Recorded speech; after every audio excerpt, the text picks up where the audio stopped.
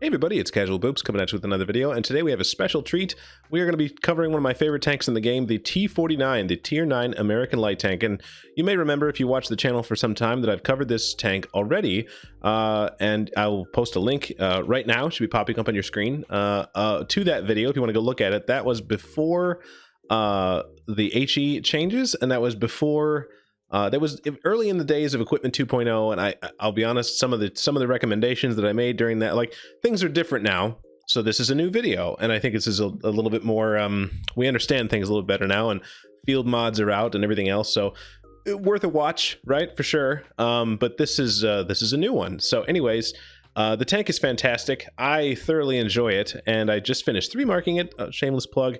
And so here I'm just gonna, I don't know, I felt like now is a good time to show the tank off. So basically, the tank it's a little weird and unconventional, because it has two guns, right? So you've got the 90mm gun that's I'm sorry, the T49, by the way, is a Tier 9 on the tech tree, American light tank, right before the Sheridan, and so on and so forth. And it's got two guns, the 90mm gun, which is, admittedly, that's what I use to 3-mark the thing, because it's a lot more consistent, right? You got DPM, you got decent penetration. 240 alpha is not great, but it's a lot more reliable. You can pop a shot in here and there, and you can come around and flank somebody and DPM them down and so on.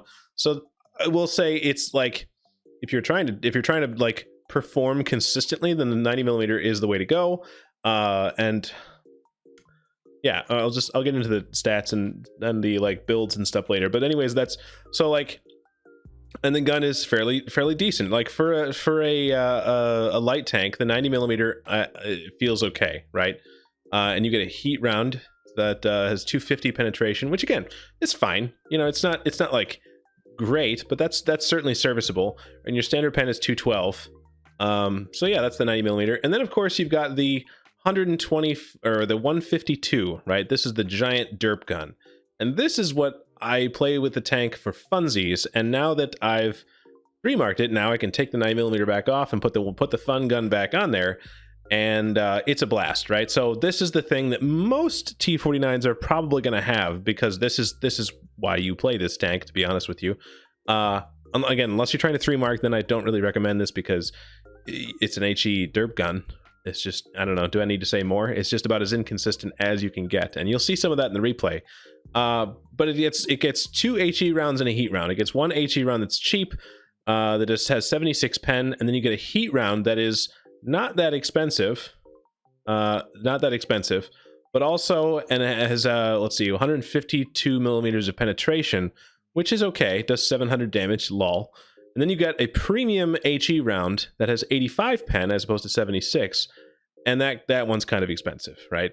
So I'm gonna be honest with you, what I run in the tank when I'm running the derp gun is almost exclusively the good HE, like the expensive HE rounds, and then 1 or 2 of the heat rounds, because you just never know when something's flat, like, I don't know, side of a E50, or you just never know.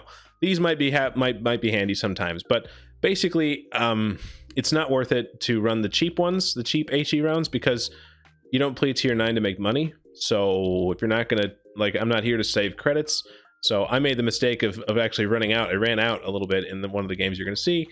So I run just these now, just the big ones, just the highly penetrating ones, because why not? What else are you here for? You're here to pen, baby. So let's make sure that you pen. So anyways, okay. Let's see. So that's what about the tank? So the DPM of the 152 looks about the same, but that's assuming that you're going to pen and do 900 damage every time. So this is a lie, right? It's got a longish reload and a long aim time and bad dispersion, but the soft stats soft stats while moving the tank and traversing the tank are actually very good.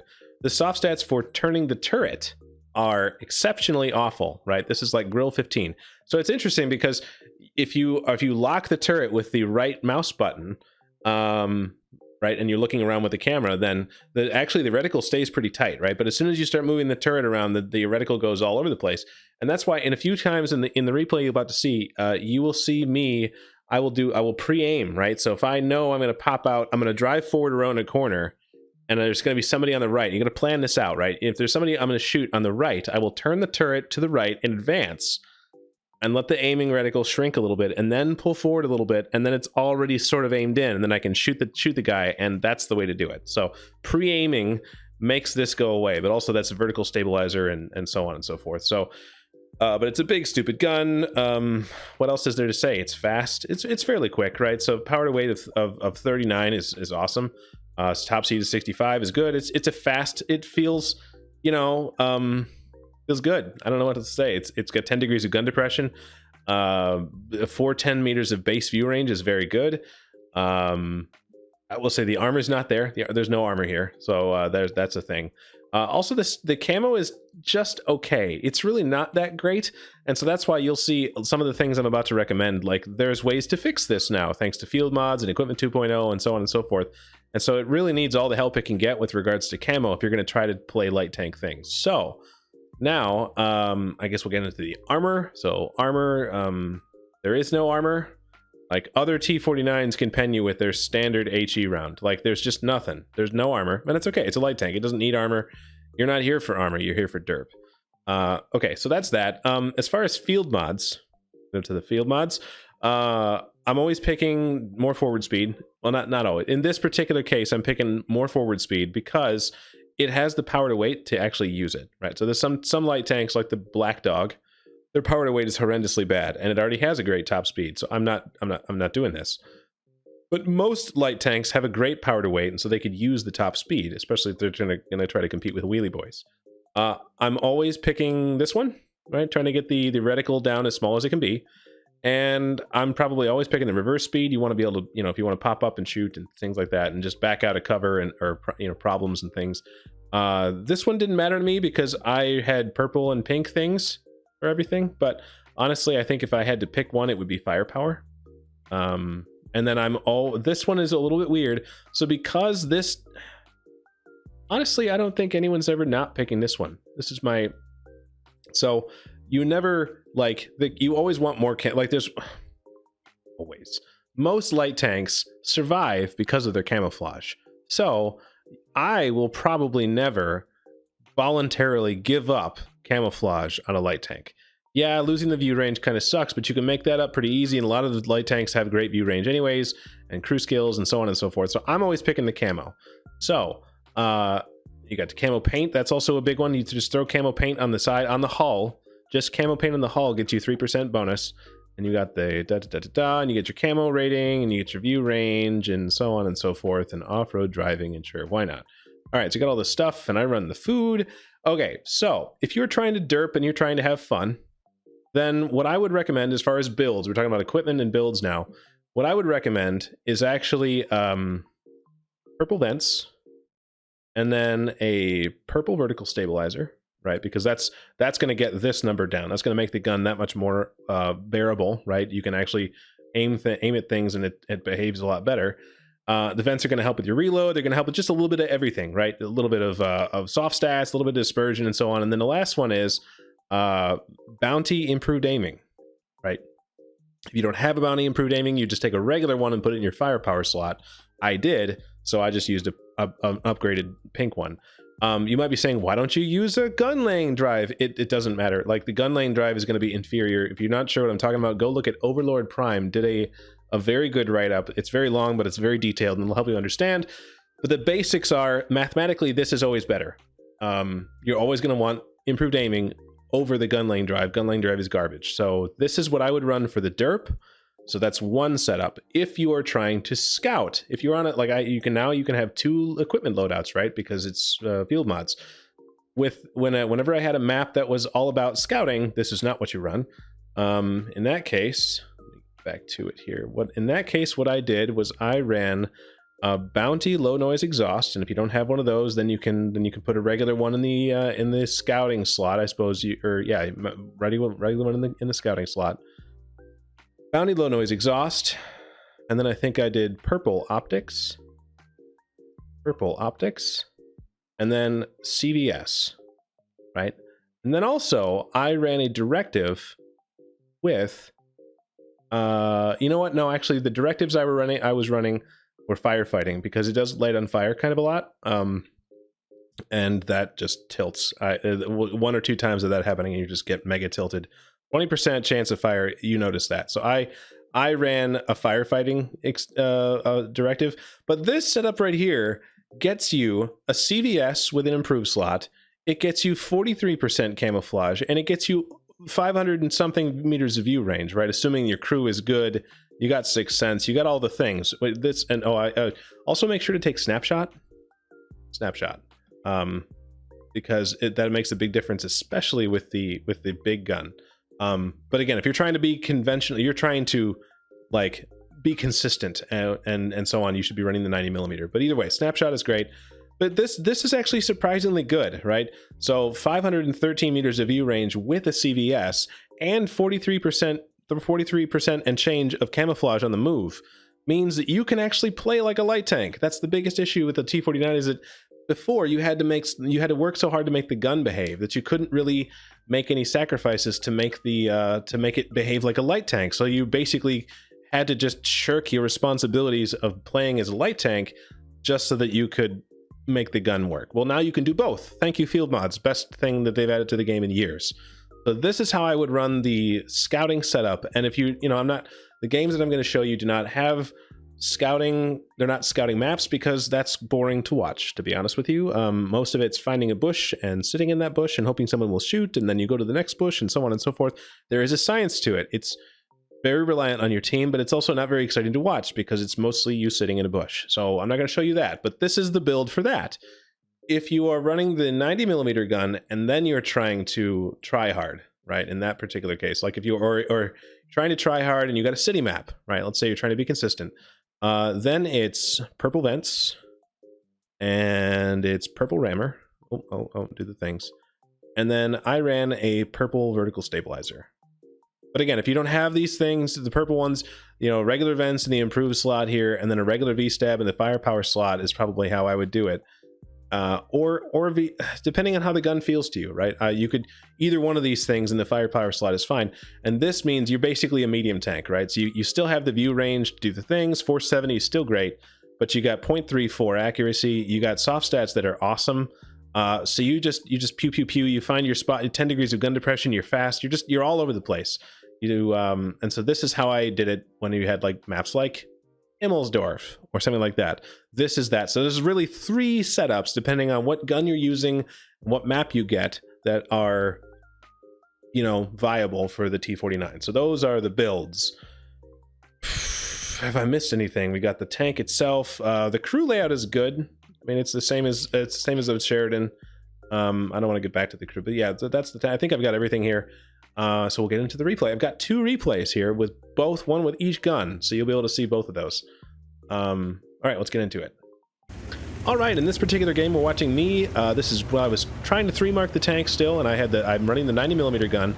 We're on Cliff, which is not really the best scouting map in the game. That's not really, and so because of that, I've got the setup for not for scouting, but for shooting. Right, this is the gun vents rammer V-stab setup, and we're going to go to the middle to try to pre-spot some of the crossing, because just because you're not a light tank doesn't mean, or just because you can't scout very well because it's not the right map doesn't mean you can't be useful. And we're going to assert our dominance over this Barask and actually shoot the pole behind him, which is very good.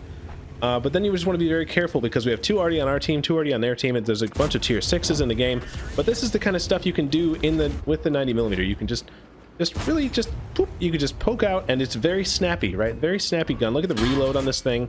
Getting shot from a bulldog because I don't know how to pay attention to my surroundings. But yeah, this is just these rocks.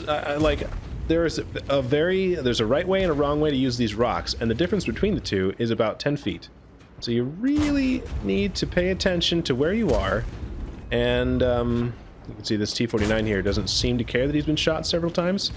But until the enemy gets a whole bunch of heat here, I don't want to leave, right? There's no reason to go away. Now, having said that, there's not really any. We don't have any support at A5, Alpha 5. Normally, that perch is really good for tank destroyers. So it would be nice to see a tank destroyer up there, like our Scorpion. The Tortoise is pushing the way tortoises should push.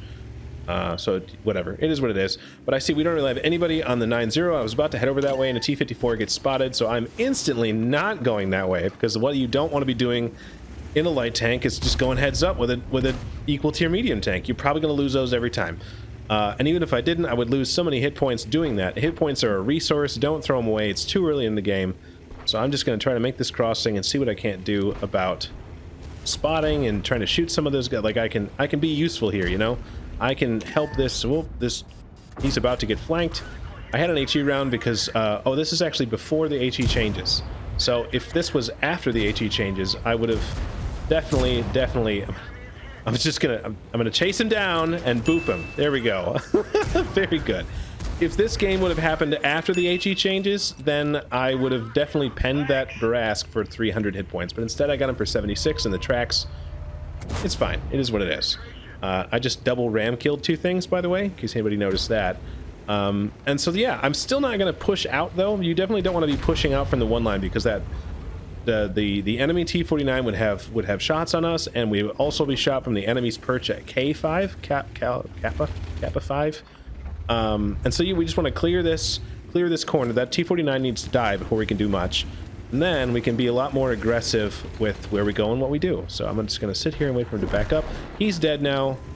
And it's 12 tanks to 13. So I think I'm going to run for artillery here. And so this is definitely this is pretty aggressive, right? I see a bunch of the guys pushing around the 9-0 line, so I figure, all right, something needs to happen here.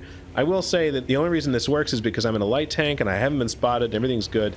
So I find a Conway exactly where you would expect to find a Conway, and this is exactly why you don't do what I've just done. So yeah, people can shoot those things if they decide to, but if they don't, now you're here, you're not already safe. You got these two tank destroyers pinning you down. There's nothing you can do. But luckily, you know, I'm able to just put a few rounds in and utilize the DPM of this tank. You see the gun does feel a little bit derpy for what it is. This is also this replay happened pre-field mods. There are no field mods in this game, in this tank right now. What you're seeing, because it's so things will be a little bit more well behaved now than they were at the time. And the Crusader SP, you can see I'm using the reticle to figure out that the Crusader SP is actually on the back line behind the Conway over there. And so now that I've basically cleared the K5 perch, that Conway's pinned down, he's got nowhere to go, he can't really poke out, and he's a one-shot. So now he's for sure dead. And so now we've basically wrapped, right? We've wrapped around, we've taken the enemy's base. There's a one-shot T-54 here, there's an even-90 on the top of the hill. We're gonna clean this up, and we're gonna go, and there's the frickin' artillery. There's other things I should be shooting right now, but I kind of get tunnel vision whenever I see artillery, especially in a light tank, especially when they've shot me once before. I shoot them in the barrel and don't do damage. That's what I like to do. But yeah, we basically have won the game at this point, so I'm just gonna... I don't know how, I don't know what just happened. I just blind fired that bulldog. Feels good. But we're back in. We're basically, the game is over. It's 10-4. 10-3. They only have 3 tanks left. We're definitely going to win this game. So now it's the time of the game where you have to clean up and do as much damage as you possibly can, because your team is basically always oh my god, team is definitely going to win. And we're on a bit of a tear here. We got 2,900 damage and 6 kills. 2 of them were Rams. And what a game from the T49. And I don't really want to. Again, I have DPM but no hit points, and so if that UDES could probably load HE and pen. So we have to be a little bit careful about how we do things. And you notice he spotted me, but again, this replay again was before field mods. So after field mods, I probably would have had better camouflage, so I don't think he probably would have been able to spot me then either. So just food for thought. This is the context here. And I'm gonna bungle it. HE, or I'm gonna not pen the last round of the game. Very good. But that's an example of how this tank can troll you even when you don't have the big gun on it. So yes, okay. All right, so we're gonna start off again for the second game here, watching me play in the T49. This time with the big gun. I had just 3-marked the thing, so we put it back to Derp Gun status. And we're on Ruinberg with a bunch of light tanks. It's tier 9 game, of course. There's no 10s, there's no 7s, there's 3 light tanks, no artillery. And so what I'm right away doing is I'm trying to go to where light tanks go so that I can be the anti-light tank. Trying to shoot somebody. I wanted to make sure if somebody went to the middle that I was going to blap them, right? And so now I see that we had our guys go middle, and so nothing's going to survive if it goes there, so that's great. Okay, now that this is handled, now I'm going to go up. The whole thing here is try to find squishy targets, right? Because this game that I'm now showing you happened earlier today, right? So now we've got field mods, we've got HE changes, everything. So this is current, and so the gun is derpy. It's a derp gun, and that's what happens. I snapped the shot off, didn't have any time to aim it, so it went to the moon.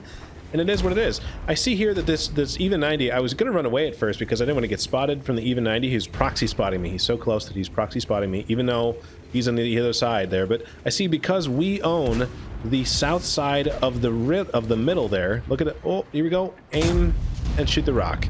So this is one thing that the tank can do to absolutely troll you. With a derp gun, sometimes they're just not going to pen. Sometimes they're just not going to go where you want it all. But because we own the south side of the middle road, that even 90's tucked in, there's nowhere he can go. He can't, if he moves at all, he's going to get shot by me or by the enemy, or by my friendly tanks, assuming they're paying attention at all. So he's isolated himself, and it's a little bit risky to go around him like that, but I was like, you know, there's not many tank destroyers in the game, and a bunch of them have been spotted. But we'll just wait and see. And there it is. That's a big Yahtzee. Even 90 decides to poke out again. I don't know what he was thinking. He had me spotted the whole time. But yeah, so now we just wait, just sit and wait. This is the drawback to the big gun, is you got to make sure that you're you don't get yourself in a problem that you need to solve immediately, because it could take a while to do that. You have a 22-second reload. But again, it's cautionary. It's very easy to want to. I took a blind fire where I thought where the RU-251 was. Unlucky timing. You know, the wheelie boy decided to YOLO. I'm not sure what he was thinking here, but now he's all wheeled. He's not going anywhere. Like, I'm definitely gonna kill this guy as soon as I load. So waiting. You kind of have to like pre-aim a little bit, figure out where you think things are going to be, so that way they drive into your reticle. Because it's a lot like the Grill 15. If you have to follow things, then the reticle will bloom more than you want it to. So you want to, like, all right, he's going to be here, so I'll aim there, and then when he drives into the reticle, then I'll shoot. Now we're loaded again, almost. Wait. Yahtzee, 888 on the RU-251. And you notice everything we've done here so far is against lightly armored targets, the sides of things, to the lightly armored light tanks and so on. And so this is what you do, right? You used to be able to face check heavy tanks by shooting them with the derp gun. You do 300 damage anyways. But you can't really do that anymore, which I think is probably good. We're gonna shoot the side of this STRV. Wait.